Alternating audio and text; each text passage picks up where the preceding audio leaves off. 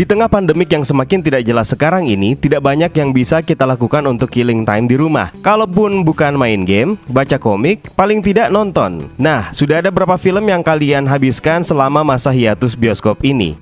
10, 100, atau lebih? Gila sih kalau sudah 100-an lebih. Film apa aja tuh? Tapi kalau kalian nonton film yang tipikalnya seperti film garapannya Christopher Nolan, gak yakin sih kalau kalian bisa tonton banyak film. Karena untuk nonton filmnya saja, kita secara tidak sadar dituntut untuk nonton lebih dari sekali, hanya untuk memahami secara utuh jalan ceritanya. Kali ini kita berniat untuk menghadirkan rewatch special edisi Christopher Nolan. Dan kita akan memulainya dengan salah satu masterpiece-nya yang paling membingungkan, Memento. So, Universe, shall we roll? Go!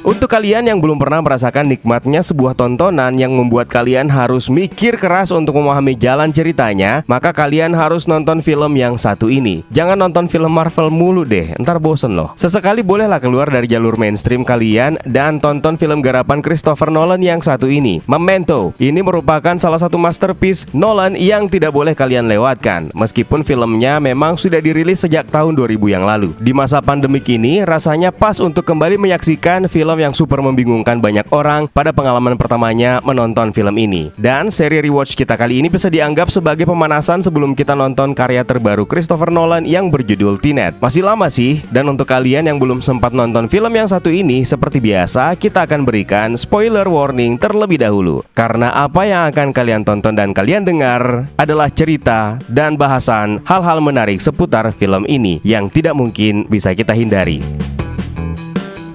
Film ini dibintangi Guy Pearce sebagai Leonard Shelby, Carrie-Anne Moss yang mungkin kalian kenal dari trilogi The Matrix, dan di film ini dia memerankan karakter Natalie, Georgia Fox sebagai istri Leonard, dan Joe Pantoliano sebagai Teddy. Film ini diawali dengan adegan Leonard Shelby yang, biar nggak bingung, dalam film ini dia juga punya nama panggilan Lenny. Dia terlihat sedang mengibaskan sebuah foto Polaroid yang kemudian berjalan reverse atau berjalan mundur, di mana foto Polaroid tersebut kembali memudar dan kembali masuk ke kamera Polaroid milik Leonard sebelum dia menembak seorang pria. Dan pria tersebut belakangan diketahui bernama Teddy. Scene berikutnya berganti ke sequence black and white. Sebelumnya kalian harus pahami terlebih dahulu bahwa film ini memiliki dua tipikal sequence yang berbeda, dengan kejadian dan timeline yang berbeda juga. Nanti akan kita jelaskan. Dua sequence tersebut adalah black and white scene dan color scene. Black and white scene ini menceritakan kejadian sebelum color scene. Tapi tunggu dulu, ini tidak sesimpel apa yang kita kira ya. Karena color scene ini justru ternyata diceritakan dengan plot mundur. Belum lagi kedua tipikal sequence ini disajikan dengan urutan yang saling bergantian. Jadi ketika mendengarkan cerita tentang Memento ini, kalian tentu akan bingung ketika menonton filmnya karena urutannya tidak sama dengan apa yang kita ceritakan. Yang kita ceritakan ini berdasarkan kronologi yang sebenarnya, bukan berdasarkan kronologi yang diurutkan sesuai dengan filmnya. Untuk memahami Memento ini, kita harus memulai dulu melalui black and white scene yang memperlihatkan Leonard yang sedang berbicara dengan seorang pria melalui sambungan telepon. Masih belum jelas juga siapa pria yang diajak berbicara oleh Leonard ini. Dia menceritakan keadaan dirinya yang mengidap amnesia, tapi bukan kehilangan keseluruhan ingatannya. Dia justru hanya kehilangan ingatan barunya saja, atau dia tidak dapat menyimpan memori atau ingatan baru. Jadi jika dalam periode tertentu, ingatan tersebut akan habis dan ingatannya akan terreset secara otomatis, dan dia pun jadi bertanya-tanya sedang apa dia sekarang. Short term memory loss ini didapatkan setelah dirinya diserang oleh pemerkosa dan pembunuh istrinya. Dia bercerita lewat sambungan telepon tersebut, di mana dia berhasil menyerang pelaku pemerkosa istrinya, namun sesaat setelahnya dirinya diserang kembali oleh seseorang yang dia ingat memiliki nama John atau James dan dengan inisial nama belakangnya G. Orang yang menyerangnya dari belakang ini adalah orang yang berbeda dari pelaku pemerkosa istrinya. Artinya dia menyadari bahwa ada dua pelaku yang bertanggung jawab atas peristiwa yang terjadi terhadap istrinya dan dirinya tersebut. Namun sayangnya polisi justru tidak menemukan ada pelaku kedua dalam peristiwa itu. Itulah yang membuatnya melakukan penyelidikan dan investigasi sendiri dengan segala keterbatasannya, yaitu gangguan amnesia yang dideritanya. Pasca trauma parah dari serangan brutal yang dia dia alami itu, Leonard didiagnosa menderita semacam amnesia yang membuatnya secara fisik tidak mampu lagi membuat ingatan baru. Hal terakhir yang dia ingat adalah flashback adegan istrinya yang tewas diperkosa dan sebuah serangan dari salah satu pembunuh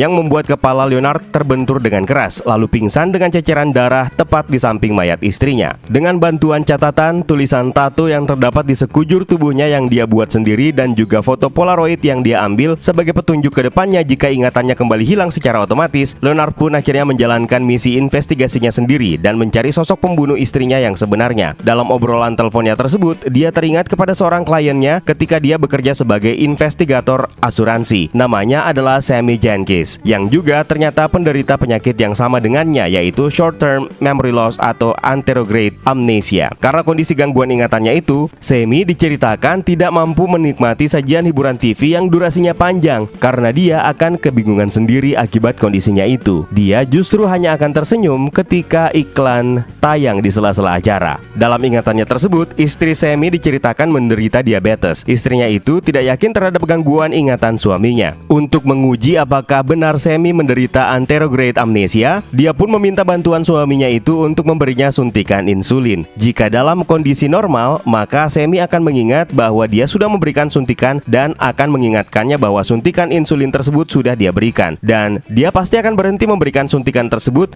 meskipun istrinya meminta tolong kembali kepada dirinya. Namun sayangnya Sammy justru tidak ingat dan terus memberikan suntikan insulin tersebut hingga akhirnya membuat istrinya meninggal karena overdosis. Dalam urutan terakhir scene hitam putih ini, Leonard ketemu dengan Teddy. Teddy ini sebenarnya merupakan seorang petugas polisi yang menyamar dan membantu Teddy untuk menemukan John G yang dia ingat sebagai pelaku yang bertanggung jawab atas istrinya yang tewas. Namun John G di akhir film ini bernama Jimmy Grant. Mereka pun kemudian bertemu di sebuah bangunan tua, di mana Leonard membunuhnya dan mengambil gambar polaroid Jimmy yang telah dibunuhnya itu. Ketika foto tersebut telah dicetak, maka sequence yang berwarna hitam putih tadi perlahan berubah menjadi berwarna. Leonard pun menukar pakaian yang dikenakannya dengan pakaian Jimmy dan mendengar Jimmy sempat membisikkan nama Sammy sekilas. Teddy pun tiba di lokasi tersebut dan meyakinkan Leonard bahwa orang yang baru saja dibunuhnya itu adalah John G yang sebenarnya, meskipun nama sebenarnya adalah Jimmy Grant. Hanya saja Teddy berusaha meyakinkan bahwa John G itu sebenarnya nama yang umum digunakan oleh orang-orang, dan bahkan nama Teddy pun sebenarnya adalah John G atau John Edward Gamble. Dia juga menjelaskan bahwa kisah Sammy Jenkins sebenarnya adalah rekayasa Leonard, dan bahkan Sammy itu sebenarnya adalah Leonard sendiri, di mana Sammy pada kenyataannya tidak punya istri dan yang mengidap diabetes dan harus menerima suntikan insulin secara rutin adalah istrinya Leonard sendiri. Dan bahkan sebenarnya Leonard sudah menemukan John G yang sebenarnya setahun yang lalu dibunuh, hanya saja dia kembali tidak mengingatnya, dan Teddy pun kembali membantunya untuk mencari John G yang lain. Setelah mendengarkan penjelasan Teddy, Leonard pun akhirnya membakar foto Jimmy dan dirinya yang diambil oleh Teddy ketika dia membunuh John G setahun yang lalu, dan dia pun menyisakan foto Teddy dan menuliskan pesan "Don't believe his lies". Dia kemudian membuat tato plat nomor kendaraan Teddy dan mengatur ingatannya lagi dengan menganggap Teddy sebagai John G berikutnya yang akan dia bunuh. Beralih ke color scene, kronologis untuk scene ini justru diceritakan mundur dari kejadian terbaru sampai ke kejadian sebelumnya, yang mana kedua scene ini nantinya akan bertemu di satu titik, yaitu pembunuhan Jimmy Grant nanti, yang secara apik dalam film ini diatur sebagai ending film. Di sequence berwarna tadi, sehabis membuat tato di tubuhnya, Lenny kemudian mendapatkan sebuah catatan dalam pakaian milik Jimmy Grant yang dia pakainya, yang menuntunnya bertemu dengan Natalie. Rupanya, Natalie ini adalah pacar Jimmy Grant yang dibunuh oleh Teddy. Natalie merasa aneh terhadap Leonard karena mengenakan pakaian dan mobil pacarnya. Setelah mengetahui kondisi Leonard yang sebenarnya, Natalie yang kesal pun memanfaatkannya dengan membuat Leonard berurusan dengan seseorang pria yang bernama Dot. Jimmy Grant ternyata merupakan seorang bandar narkoba, dan Dot adalah orang yang membeli narkoba tersebut. Teddy yang kembali bertemu dengan Leonard memperingatkannya untuk tidak mempercayai Natalie dengan membubuhkan catatan di balik foto Natalie, "Do not trust her". Namun Leonard menolak untuk menuruti saran Teddy. Singkat cerita, Natalie memberikan Leonard sebuah dokumen salinan SIM milik seseorang yang mungkin dia kenali, dan dalam SIM itu tertera nama John Edward Gamble, dan Natalie berpikir bahwa mungkin ini adalah John G yang sedang dicari oleh Leonard. Teddy pun dibawa ke bangunan tua tempat Leonard mengakhiri nyawa Jimmy Grant di akhir film, dan pada akhirnya di tempat ini pula lah yang membuat Leonard mengakhiri nyawa Teddy yang sebenarnya memang telah diatur. Meskipun dalam kondisinya yang mengidap anterograde amnesia. Memento ini adalah salah satu dari beberapa karya jenius milik Christopher Nolan sebelum trilogi The Dark Knight dan juga Inception, yang mana film ini membuatnya pantas dinobatkan sebagai salah satu dari sekian banyak legenda hidup penyutradaraan film Hollywood, diangkat dari karya cerita pendek milik adiknya Jonathan Nolan. Nolan bersaudara ini memberikan kita hidangan nikmat sebuah alur cerita yang penuh dengan teka-teki dan ending yang unpredictable. Kalau biasanya ketika kita menonton sebuah film, kita selalu dibuat penasaran dengan apa yang akan terjadi selanjutnya. Untuk film ini akan berbeda, karena kita justru akan dibawa untuk mencari tahu memangnya apa sih yang telah terjadi sebelumnya. Dalam film ini juga kita bisa melihat bagaimana jeniusnya Christopher Nolan menyisipkan scene komedi terselubung dalam film ini. Ketika Leonard alias Lenny yang sedang kebingungan dalam sebuah scene apakah dia sedang mengejar seseorang atau justru dia yang sedang dikejar. Juga plot motel dengan nomor kamar 6 yang kebalik menjadi 9 dan menyebabkan Lenny salah sasaran, dan bahkan sampai adegan menjijikan di mana Teddy meminum minuman yang berisi campuran air liurnya sendiri, Natalie, dan salah satu pengunjung bar.